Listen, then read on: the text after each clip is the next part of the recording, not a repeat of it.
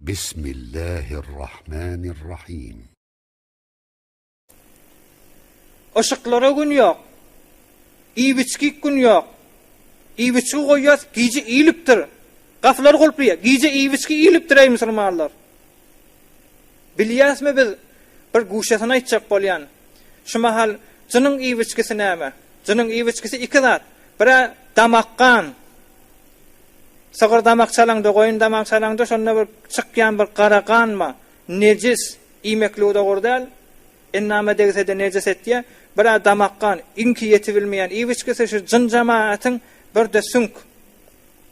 Hayatda kadimda Hudaý Taala'ň bir söýür bendeleriniň ýaşaýan wagtyny bir resmitdi diye damakkany pil bilen ekitip başga ýere goýardylar diye. Jynyň iýbiçkisi diýip. Biziň şeriatimizde kadimda suwuň tapylmaýan wagtyny sınjadan estenjadan arasda boljak bolanda jynyň iýbiçkisi dursun. Sünk nemetmäň diýerdiler. Ey musulmanlar, şam ýýäňiz, menden ýadygar alyň. Şam ýýäňiz, nahar ýýäňiz. Adam etten istifade etdiýe fark etmeýär, tawuk bolsun, dawar bolsun. Şoň sünki we şu sünki öýde durmalylar. Şoň jynyň iýbiçkisi.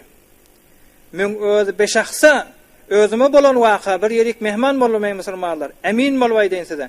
Bir ýerik mehman bolduk.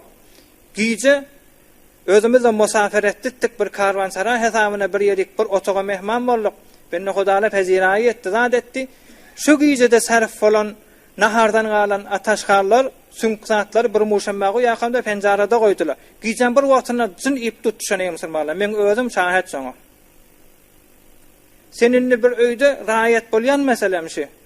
Şuňa meňzeşdi müňlerçe zat biz raýat etmeýär. Şu etmeýärligimizde de narahat oham jyn gelip faaliýet etýär. Ýürek hawlykma da gelýär, gahar da gelýär, gurur da gelýär. Oham şeriýete degmek de gelýär. Oham bihosala ýaşama hotkoşy da gelýär. Kän zatla gelýär musulmanlar. برای مشاهده ویدیوهای بیشتر و کانال یوتیوب سخنرانی علمای ترکمن سر بزنید، مشترک بشید و منتشر کنید، اجر ببرید.